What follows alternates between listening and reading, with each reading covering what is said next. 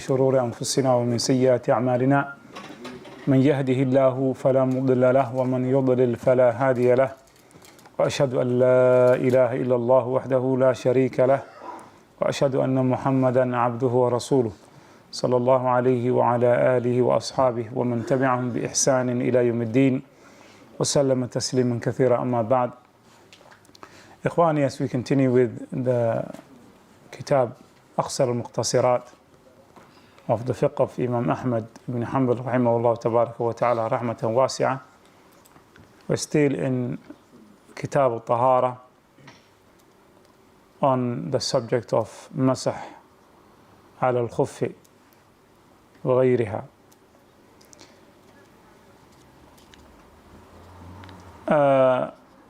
Before I start, last week we made the announcement that we will answer the question that the sister sent. Subhanallah, the note, I don't know where I put it. I do not know what the question was either.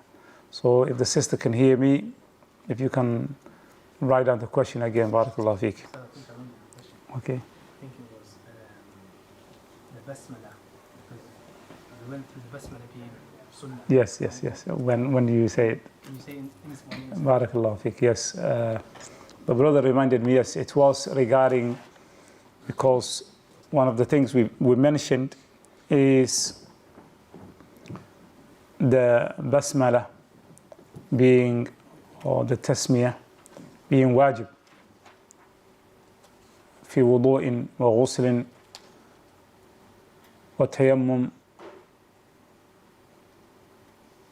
And on that, the sister asks, nowadays we do the wudu in the toilets where the sink and the toilet is in the same place.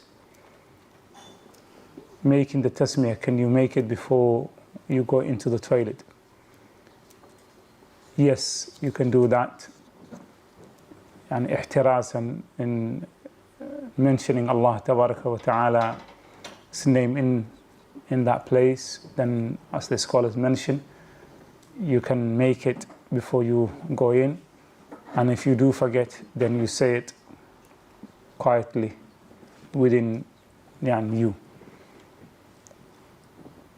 And some of the scholars hold that the toilet is not actually the toilet in the hukm al-shar'i, in the sense that the najasa is not present.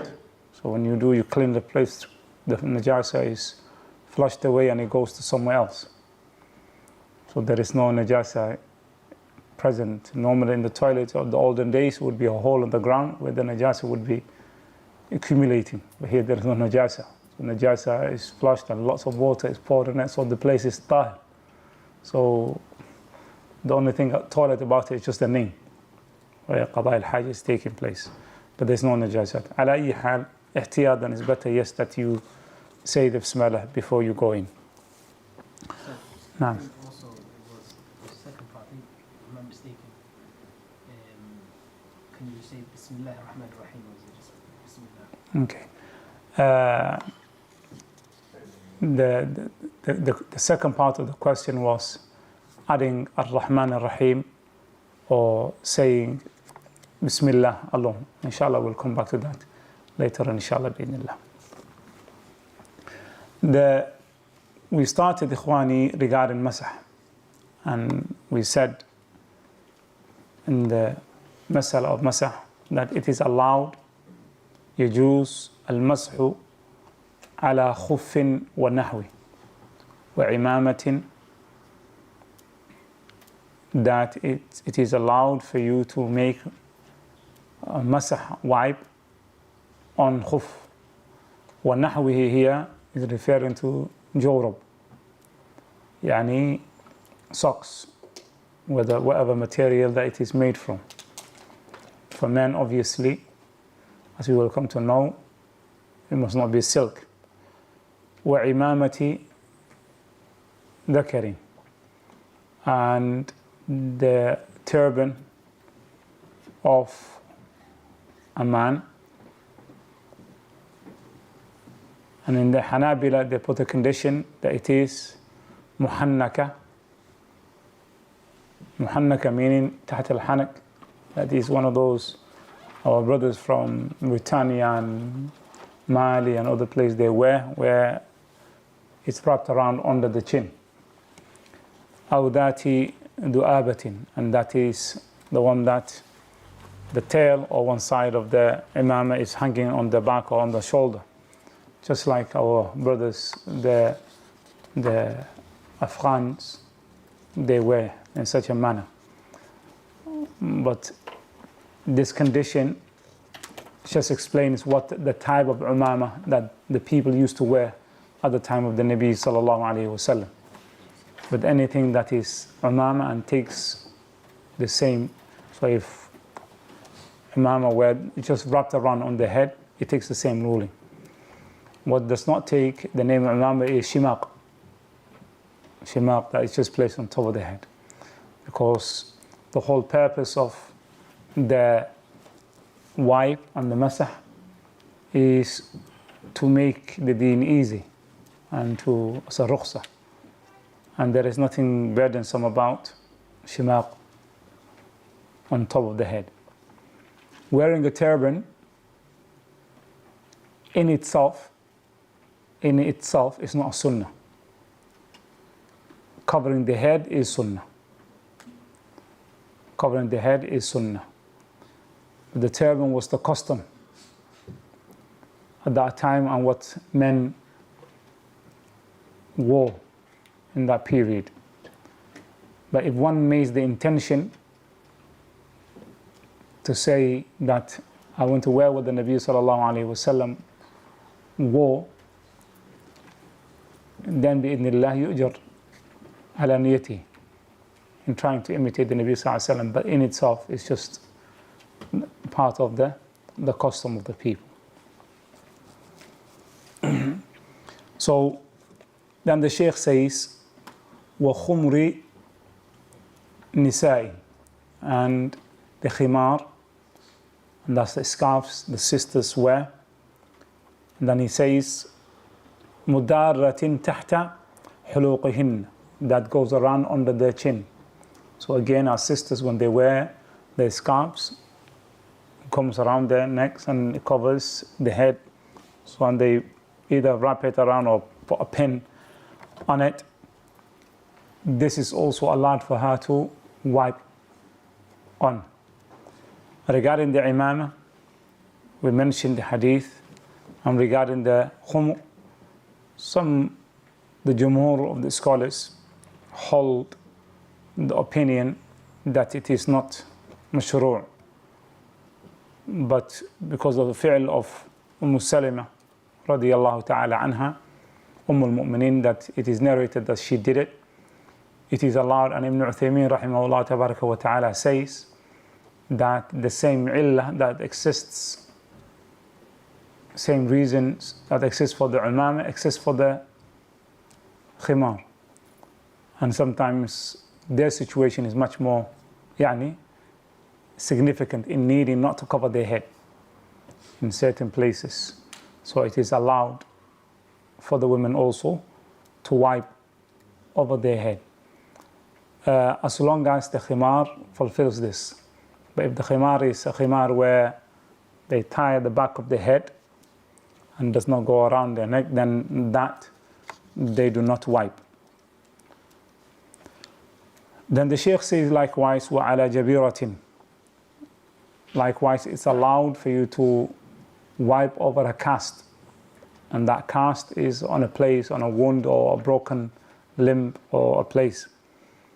مَا لَمْ تُجَاوِزْ قَدْرَ الْحَاجَةِ إِلَى حِلِّهَا, that as long as this jabira or cast does not pass the permitted amount. So meaning, if a person broke a finger and the cast is on the palm, if it's exceeded all the way into the hand or the arm without obvious reason, that it must be removed.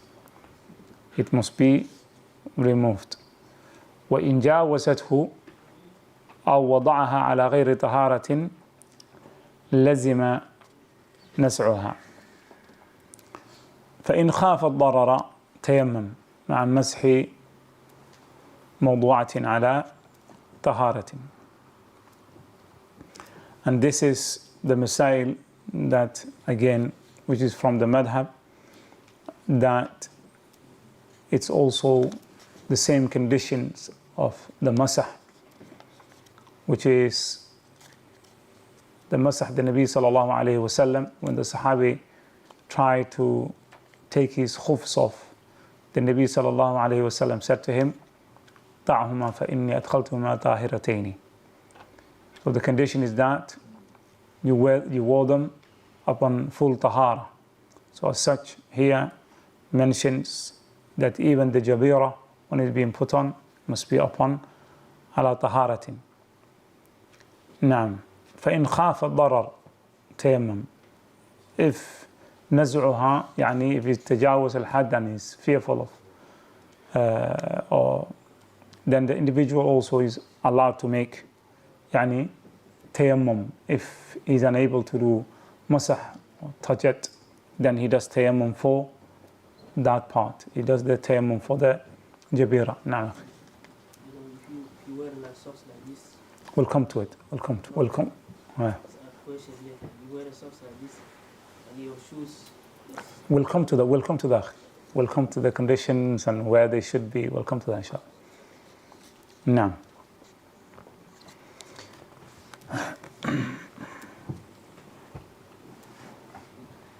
And then the Shaykh says, going into another mas'ala,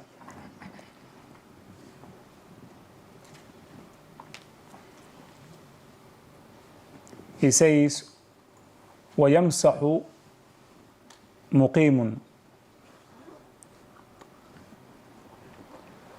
وَعَاصٍ بِسَفَرِهِ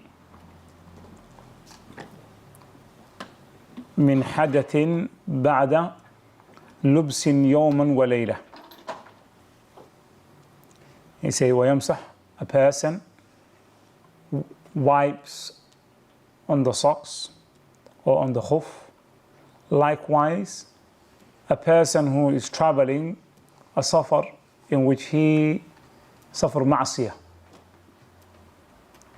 safar in which he intends to do ma'siyah, safar that he's not allowed to make, safar that is of ma'siyah. من حدث بعد لبس يوم وليلة. يعني it starts the time from when it's the hadith.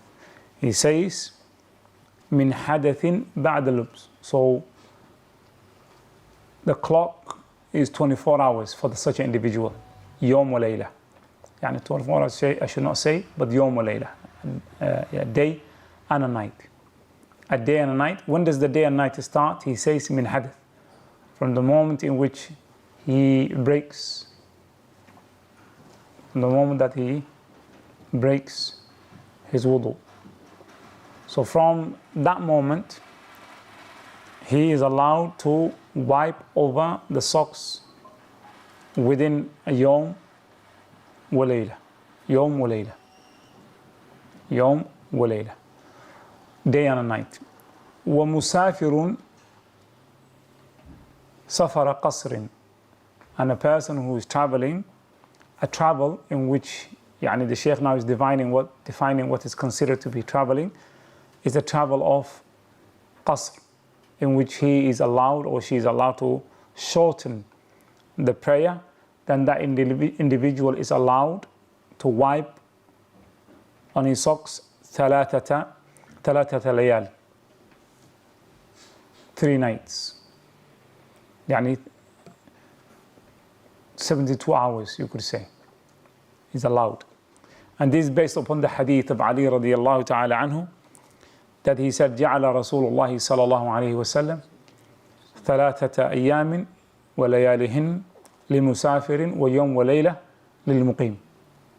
That صلى الله عليه وسلم, he يعني appointed 3 days and nights for the person who is a traveler, and the person who is a non-traveler, meaning muqim, resident, a day and night, that he continues to wipe. when does it start? Here we have that it starts from من حدث بعد لبس. The hadith from breaking your wudu after you have worn them. After you wore the socks, that is when it starts. And other scholars, they say, no, it starts from the first wipe. The first wipe. So let's just say a person made his wudu for Maghrib before leaving home and wore his socks with full wudu after washing his feet or her feet. That person has got wudu. He prayed Maghrib. He prayed Isha with the same wudu. He didn't sleep before Fajr, and he prayed Fajr with the same wudu. Continues, and then after Fajr, he sleeps. After he sleeps, let's just say 6 o'clock in the morning, he falls asleep. And from that moment, by sleep, when your head goes, and deep sleep is naqid al-wudu, as we will come to know, negates wudu. From that moment, according to the madhab, from 6 o'clock in the morning, that is when it starts ticking. Other opinion says no, the clock ticks from the first wipe. When you wipe first, that is when the clock starts. Because before that, you have not wiped anything, and there is no clock to start. Rather, a person is allowed from the first wipe, 24 hours, or yom and layla if they are not traveling, and 3 days and 3 nights if they are traveling. Then the Shaykh says, did we read this bit? No. بسم الله الرحمن الرحيم الحمد لله وصلي وسلم على نبينا محمد وعلى آله وصحبه وسلم اللهم اغفر لنا ولشيخنا وللمسلمين والمسلمات أما بعد يقول الشيخ محمد بن بدر الدين بن بلبان رحمه الله تعالى في كتابه أخسر المختصرات في الفقه على مذهب الإمام أحمد بن حنبل فإن مسح في سفر ثم أقام أو عكس فكمقيم وشرط تقدم كمال طهارة وستر ممسوح محل فرض وثبوته بنفسه وإمكان مشي به عرفا وطهارته وإباحته ويجب مسح أكثر دوائر عمامة وأكثر ظاهر قدم خف وجميع جبيرة وإن ظهر بعض محل فرض أو تمت المدة استأنفت طهارة. نعم. بارك الله فيك. So then the Shaykh continues and mentions, and he says, فَإِن مَسَحَ فِي سَفَرٍ.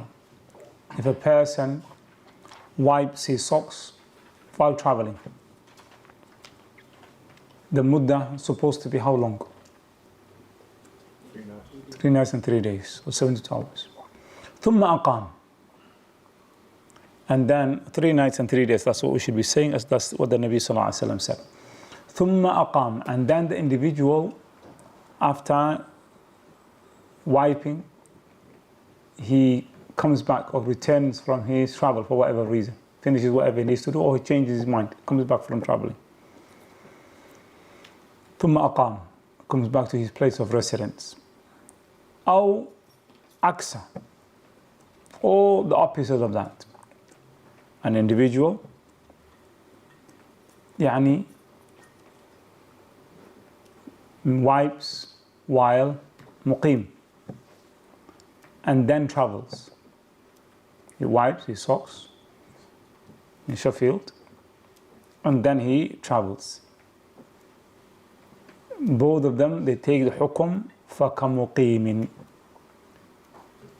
So the person who is from wiped his socks in London,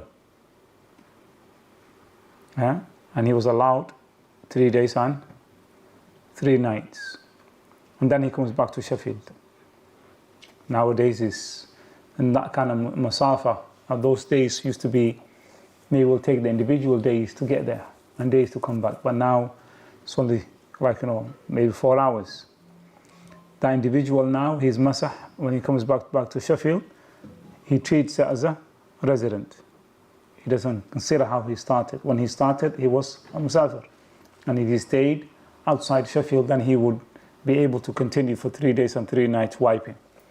But when he came back to Sheffield, he reverts back to taking the hukum of a person who is resident. And likewise, a person who begins to wipe his socks in Sheffield and then decides to travel to London, he takes the hukum of muqim. He's only allowed to wipe one day and one night. Now, and now the Shaykh mentions what are the conditions. The conditions that allow a person to wipe over his socks. When it comes to the conditions, ikhwani, of wiping over the socks, there are qaida that's very important, and that is al-asl عدم اشتراط الشروط. This is the asl. Anyone who comes with a condition must come with a dalil, because the whole purpose of the wiping is to give a rukhsah to the Muslimin. And by placing the more conditions, then the more the rukhsah becomes hard for it to be fulfilled.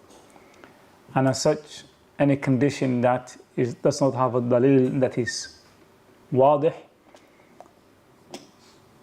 is considered to be adam. Yani that is non-valid or void. And the other is that the asl is that whatever takes the name of khuf and jawrab, that remains. The asl is that they are allowed to be wiped over. Likewise, imama and khimar. Are you with me, ikhwani? So the Shaykh here says, وَالشُّرِطَ يعني شرعا, يعني it's condition that has been placed upon wiping تقدم كمال طهارة. This is the first. تقدم يعني the wiping must be preceded by كمال الطهارة, طهارة that is complete. Is there evidence for this? Yes, the hadith we just mentioned of the Nabi sallallahu alayhi wasallam said, دعهما فإني أدخلتهما طاهرتين. Leave them, for I have entered them in, wore them in tahar, meaning purity.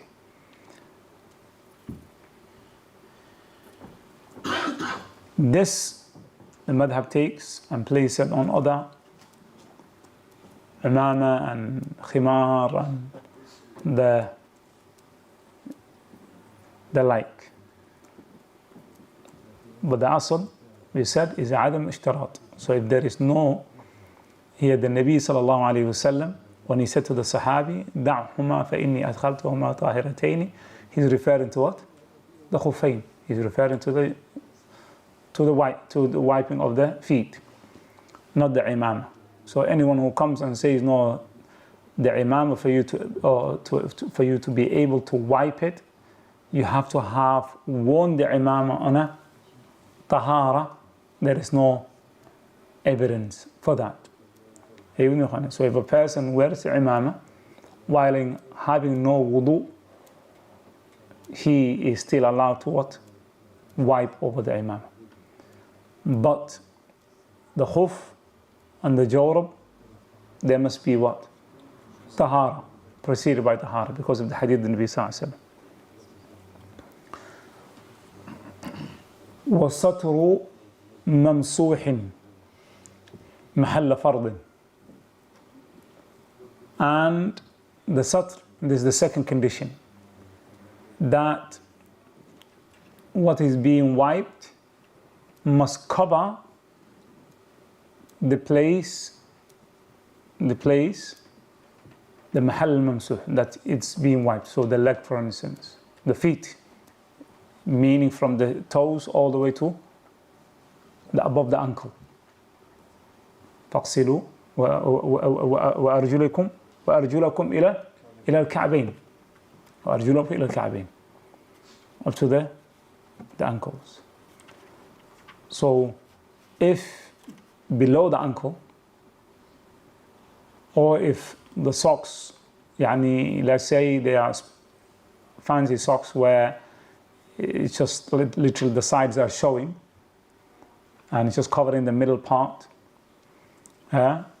or socks that have been purposely made where the toes come out and like the gloves where the fingers come out, they make those kind of socks, then they do not apply. It must cover the mahal fardin, because it's a replacement of the place that is being washed. So as such, the ayah mentions وَأَرْجُلَكُمْ إِلَى الْكَعْبَيْنِ, this is the mahal, and the socks is what it's supposed to be covering, and the khuf also. Although it's a replacement of washing feet, do you wash the top and the bottom, or just the top? We will come to that. We will come to that, Ikhwani. Then the Shaykh says, the third condition that he mentions, وَثُبُوتُهُ بِنَفْسِهِ, meaning that the socks or the khuf must be able to stand and hold, without needing anything else to hold it in place. Meaning should be able to stick to the foot, stay in place by itself. If it requires anything as rope or strings to be holding in place, then this does not count.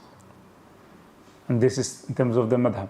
Again, but this there is no evidence for it. Or rather, as long as it takes the name of a khuf or jawrab and it does the job of that, then. So how many conditions have we mentioned so far, Ikhwani? What was the first? It must be followed by wudu. The first? Tahara. The second, Ikhwani? Covering what? The mahal fard. And the third must be able to stay by itself. And the fourth, وَإِمْكَانُ مَشِي بِهِ, وَإِمْكَانُ مَشِيٍ بِهِ, being able to walk with it. Meaning, if they are raqiq, so soft that it will disintegrate when you touch your feet under the ground, then it's not taken as a socks or khuf. The whole, like t-shirt or something like that. If it's going to disintegrate, then it's not going to. That's a condition missing. If you can walk with it, walk around with it, and it stays the same, and then it's absolutely, you can wipe over it. Na'am. This is one of those things that some of the scholars mention, that if you can see the skin, they say that it must not be raqiq. So this is the word that, the description that they give, by seeing the skin, it means it would be what? Very thin, light. And in this case, it does not fulfill the purpose of khuf and socks, which the purpose of them is to keep the feet warm and keep out moisture. And in this case, this type of socks would not do. But nowadays we're living in times where a material which is very thick, but you can see through it, could be made, which actually does what socks do. So as long as the name remains of khuf or jawrab, and you can walk with it, and it covers the place, it covers the minimum amount, then that shart, even though some of the scholars mention, there is no dalil for it. But the maqsood is, it shouldn't be raqiq. And again, it goes back to the one that they say, وَإِمْ كَانُوا مَشِّي بِهِ عُرْفًا وَطَهَارَتُهُ. And the fifth is that this thing must also be tahir itself. It must not be najis. It must not be najis, the material that you're wearing. It must not be najis. And the evidence for this is used in the same hadith. The Nabi sallallahu alaihi wasallam, دعهما فإني أدخلتهما طاهرتين. That here, some scholars they say is referring to طاهرتين, the khufs are tahir. And also, another interpretation could mean the 2 feet are ala tahara. So both of them are, and لا تناقض بينهما. The hadith can be used as an evidence for both. Of tahara being required before you wipe, and the material itself that you're wearing is what? إخواني? يعني طاهر.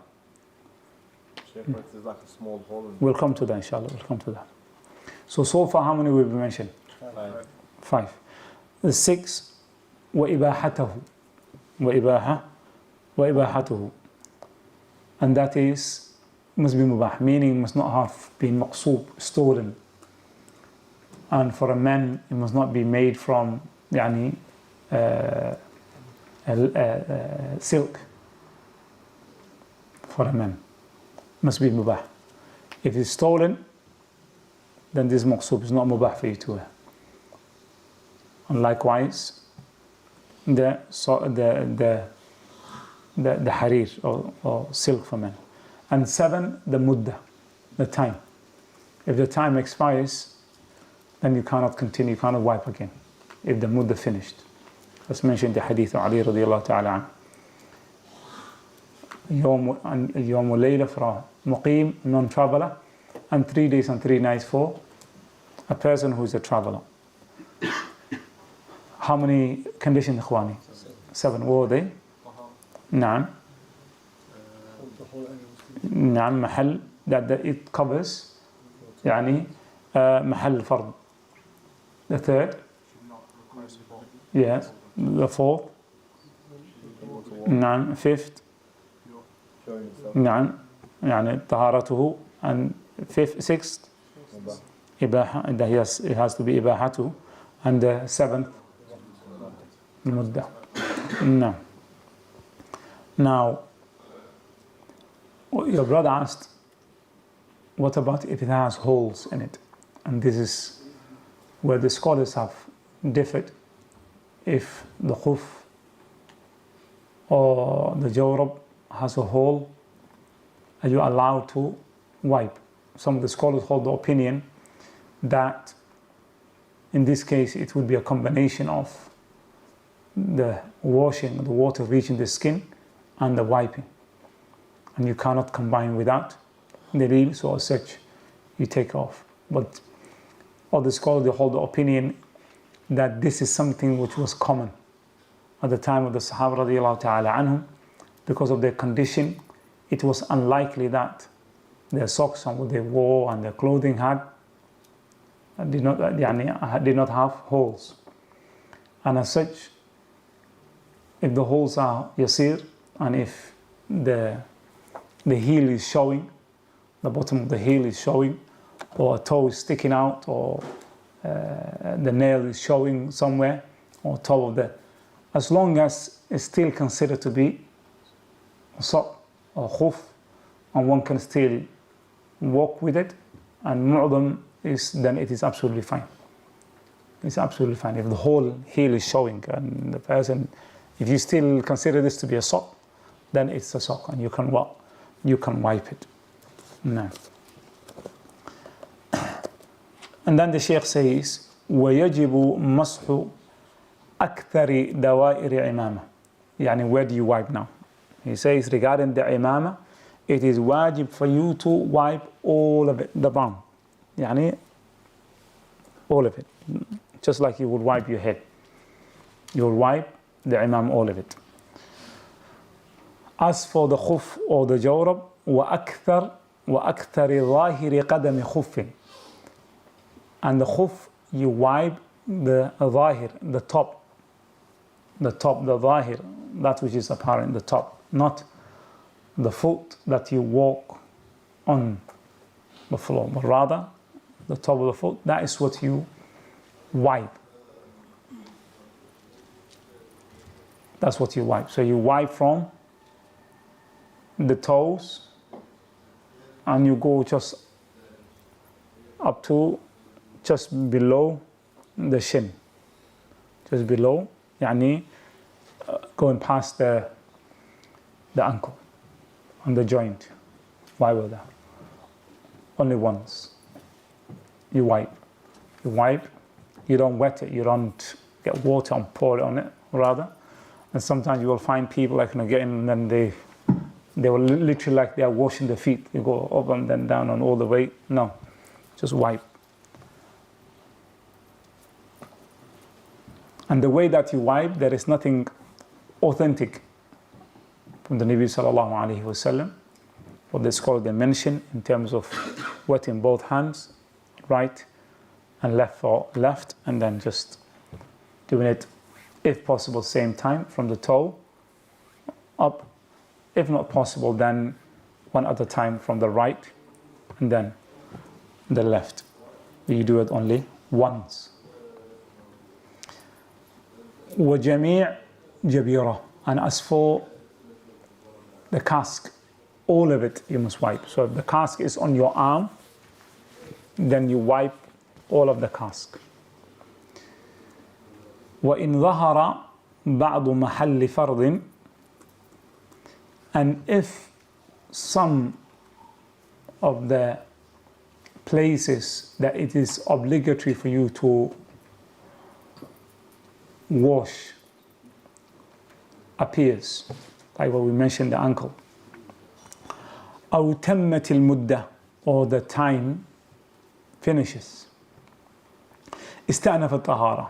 خلاص, you must make, your tahara is broken, and you must what? Renew your tahara. You may have to make wudu. So from this, the mudda finishing according to this qawl, the yawm al-layla finishing makes your wudu what? Abrogate your wudu. So you have to take your socks off and make a new wudu. So let's just say you made masah from last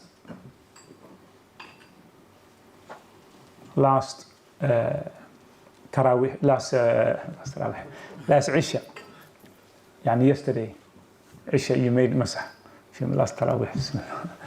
If you made يعني masah from last Isha, which was yesterday, and now Isha is coming, the 24 hour, or the Yawm al-Layla is finishing.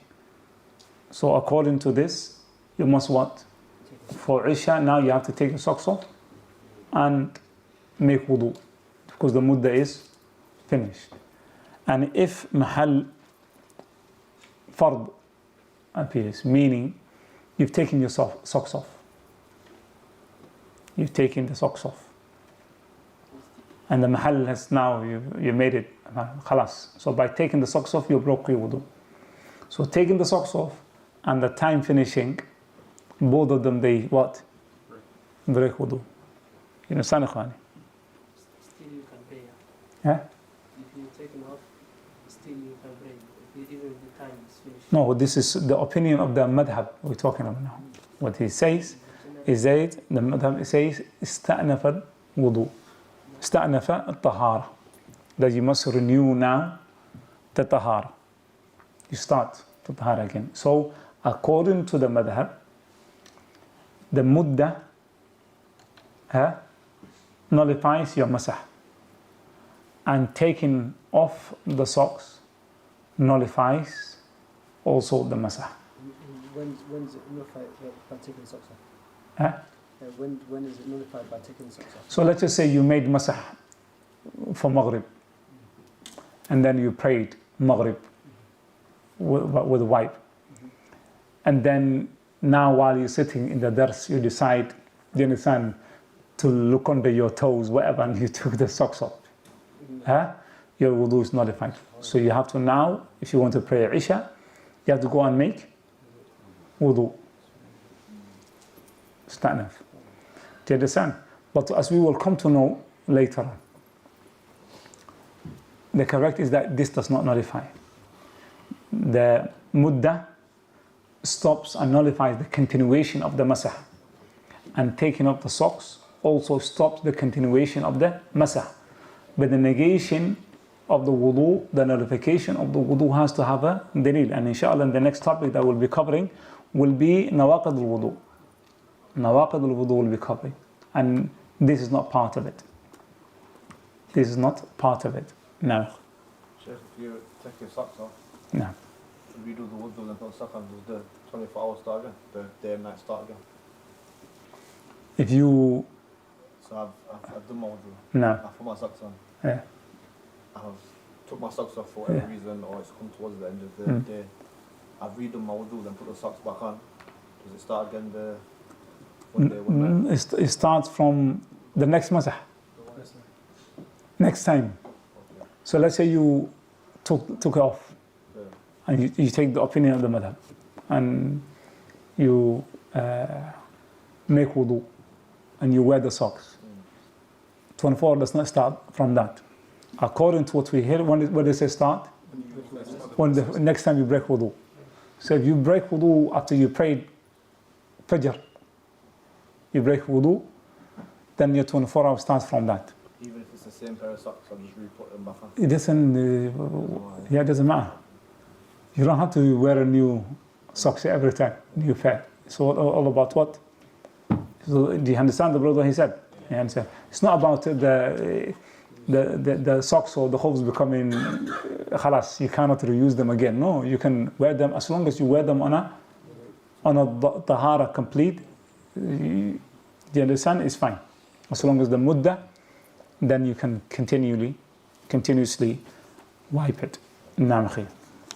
فصل نواقض الوضوء 8 خارج من سبيل مطلقا وخارج من بقية البدن من بول وغائط وكثير نجس غيرهما وزوال عقل إلا يسير نوم من قائم أو قاعد وغسل ميت وأكل لحم إبل والردة وكل ما أوجب غسلا غير موت ومس فرج آدمي متصل أو حلقة دبره بيد ولمس ذكر أو أنثى الآخر لشهوة بلا حائل فيهما لا لشعر وسن وظفر ولا بها ولا من دون 7 ولا ينتقض وضوء ملموس مطلقا ومن شك في طهارة أو حدث بنى على يقينه وحرم على محدث مس مصحف وصلاة وطواف وعلى جنب ونحوه ذلك وقراءة آية قرآن ولبث في مسجد بغير وضوء. No. So then the Shaykh speaks about now a new topic, and that is nawaqid al-wudu, and he says 8. There are 8. Nawaqid means nullifiers.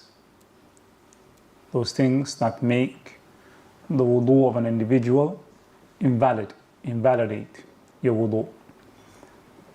And he mentions the first, and he says kharijun min sabilin mutlaqan. Whatever comes out of the sabil, and sabil here is referring to the passages of the front where a person urinates from, or the back passage where an individual defecates from. Whatever comes out, kharij. So that includes wind, semen, urine, madi, whatever comes out, blood that comes out of these two pathways, then it nullifies the wudu mutlaqan. Ibn Uthaymeen rahimahullah tabaraka wa ta'ala mentions that if the sisters, for instance, if air comes out from the front part, then this is not included. This, if air comes out. Anything else is included. This is the first. So the first thing, and Ibn Mandar, he says, أجمع على خروج الغائط من الدبر وخروج البول من الدبر نعم وخروج البول من الذكر وخروج المني وخروج الريح. all of these things, وزوال العقل is إجماع. There's absolutely no different opinion in this matter, and it goes with the ayah. The second thing that the Shaykh mentioned from the nawaqid al-wudu is وخارج من بقية البدن من بول وغائط. Anything that comes out of the rest of the body of bowl, urine, or feces. So let's just say somebody got stabbed in the stomach, or the, bladder. Something happened to them and urine comes out, or feces comes out of the stomach. Then in this case, this individual, by this, he or she, the wudu is nullified. The wudu is nullified. وكثير نجس نجس غيرهما. And other than that, which is a lot of from the najasat of other than urine and feces. And here he's talking about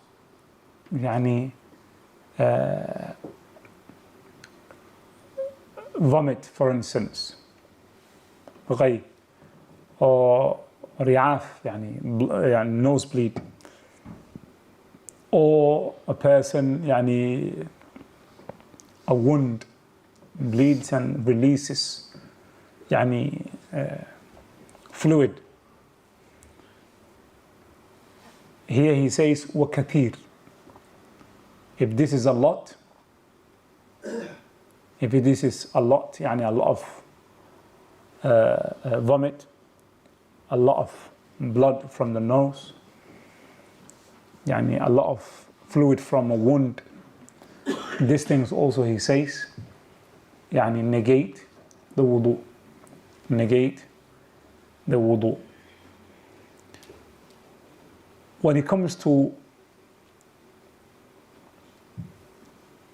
وخارج من بقية البدن,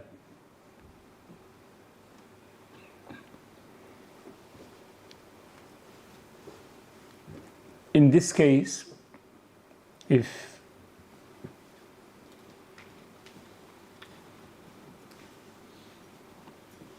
the blood or the feces or the urine comes out of another place other than the two sabilain, the Shaykh, he says in the madhab that it negates the wudu. But this is not the case. These things are considered to be najasat and they must be removed, but it does not negate the wudu. What negates wudu is what comes out of the sabilain. That's what we heard from Allah tabaraka wa ta'ala and the Rasul sallallahu alayhi wa sallam. And likewise, there's the Sahaba incidents where, like for instance, Ibad ibn Bashir or Bushra radiyallahu ta'ala anhu was stabbed, or a spear was thrown at him while he was praying, and blood was gushing out, and he made ruku', he made sujood, he continued with his salah while blood was flowing from his body. So this the scholars they use to say that this does not negate. But the madhab, it says that وَخَارِجْ مِنْ بَقِيَّةِ الْبَدَنِ مِنْ بَوْلٍ وَغَائِدٍ وَكَثِيرٍ مِنْ نَجْزِ غَيْرِهِمَا. And other than that, what we mentioned now, the scholars, Shaykh Islam ibn Taymiyyah says it is mustahab for a person to make wudu from this stuff. A lot of, if he vomits, goes on wash and or nosebleed, but it is not wajib. It is not wajib. They do not negate the wudu. So far we mentioned, Ikhwani, 3 things. What are they? What comes out from the ceiling? Naam, and what comes out of the rest of the body, and وَكَثِيرٌ نَجْسٍ غَيْرِهِمَا, يعني other than them. And he's talking about what, Ikhwani? Vomit, nosebleed and the like. The 4th, he says, وَزَوَالُ عَقْلٍ. وَزَوَالُ عَقْلٍ. A person losing his mind. And losing the mind, and a person becoming unconscious, or losing the mind in general, is one of 2 reasons. Either the person takes medicine that causes him to lose his mind, or the individual becomes ill, loses his mind, or the individual becomes crazy and falls into insanity and loses his mind. On this case, smallest amount of losing of the mind in this incident makes the wudu redundant. ينقض الوضوء يسيره وكثيره, losing the mind. The second reason that a person would lose their mind would be sleeping. And the sleep, either a person sleeps مضجعا, sleeps يعني laying down. In this case again, small, يسيره وكثيره ينقض الوضوء. So if someone sleeps here in the masjid now, laying down sideways, his wudu is broken. If he falls still and he loses his consciousness, his eyes, and he goes on his first night, he has to go and renews his wudu.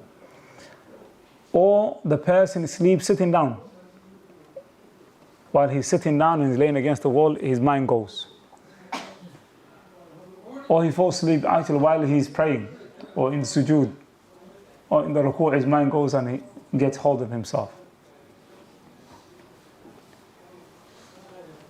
In this case, al-rajih is that it does not negate wudu. As the Sahaba radiallahu ta'ala anhum, this used to happen to them. That they used to nod. They used to wait between, sit in the masajid, between Maghrib and Isha, and their heads would, as they described, would be what? Their heads would be falling. Their heads would be falling. And this was the case of the Sahaba. And this was not narrated from them that they renewed their wudu. So the Shaykh says, وَزَوَالُ عَقْلٍ إِلَّا يَسِيرَ النَّوْمٍ مِنْ قَائِمٍ أَوْ قَاعِدٍ. زوال العقل, a person who is what? And إِلَّا يَسِيرَ نَوْمٍ مِنْ قَائِمٍ أَوْ قَاعِدٍ. So the one who is exempt from here is a person who مُضَّجِعْ, laying.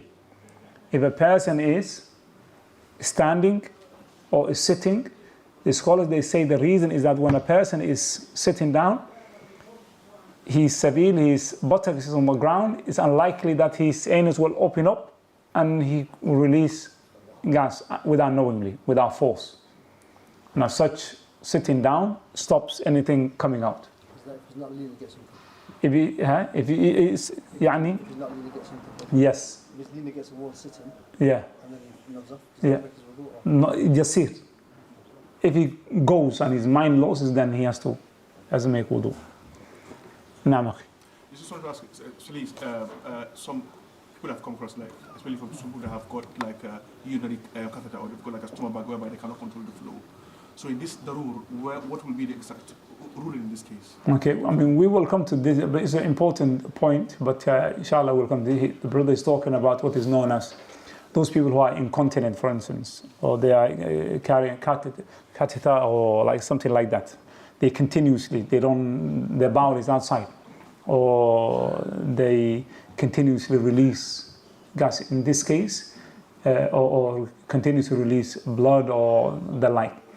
The scholars, they say this individual makes wudu for every salah.